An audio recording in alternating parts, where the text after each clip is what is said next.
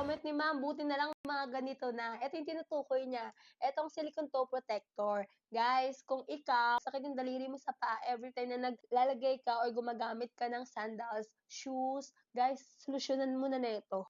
Eto, 10 piraso neto, 30 plus pesos lang. Eto yung magpoprotekta para hindi po manakit yung daliri natin sa paa. Elastic, stretchable, kaya kasyang-kasya yan sa malalaking daliri natin sa paa. So, ipapakita ko sa inyo.